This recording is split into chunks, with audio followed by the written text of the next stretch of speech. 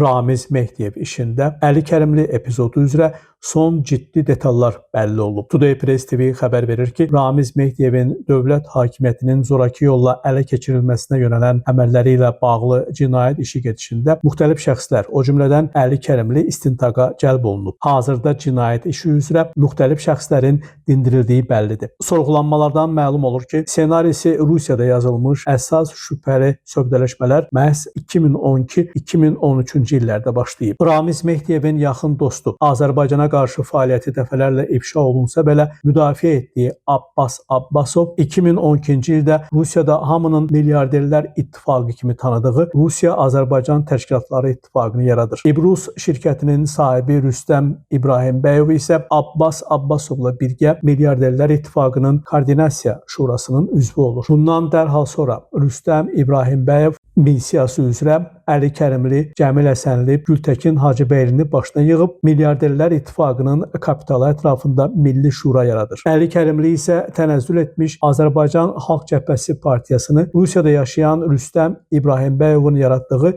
Milli Şuranın alətinə çevirir. Hamıya məlum olan bu hadisələrin daha dərin dəlilləri isə şok edici telefon danışıqları üzə çıxdıqdan sonra araşdırılan Ramiz Mehdiyevin evindən çıxıb. Məsələnin bir maraqlı tərəfi də odur ki, qeyd olunan kapital sonraki illərdə də Azərbaycan Xalq Cəbhəsi partiyası adından Əli Kərimlinin öz evinə axıb. Bir qismi ixtişaşlara cəlb olunan şəxslərə təklif olunub və s. Xeyli vaxtdır çoxlarının diqqətini çəkirdi ki, Əli Kərimlinin fasiləsiz mitinqləri məhz Ramiz Mehdiyevin vəzifədən getməsi ilə eyni vaxtda tarixə qovuşub. Daha əvvəl mətbuatda yayılan məlumata əsasən Dövlət Təhlükəsizlik Xidmətinin Azərbaycan Xalq Cəbhəsi partiyasının sədri Əli Kərimlinin evində apardığı axtarış zamanı evdən milyarderlər ittifaqı ilə əlaqəyə dair materiallar, Ramiz Mehdiyev tərəfindən yazılmış məktubun mediada olmayan ilkin redakta variantı, sair sənədlər tapılıb. Dövlət Təhlükəsizlik Xidmətinin faktlarla təsdiqlənməyən qeyri-ciddi söhbətlərə baş qoşmadığı məlumdur. Araşdırmalar zamanı o faktda tam təsdiqini tapıb ki, Əli Kərimlidən geri qalmaq istəməyən Gültəkin Hacıbəyli də öz haqqını əldə etməyi bacarıb. Məsələn, Bakıda və Goranboyda daşınmaz əmlaklar formasında. Ramiz Mehdiyevin kürəkəni İlham Əli Səfdəroğlu Əliyevin sahibi olduğu, sonuncunun qardaşı oğlu Orxan Fikrətoğlu Əliyevin isə qanuni təmsilçisi olduğu NLT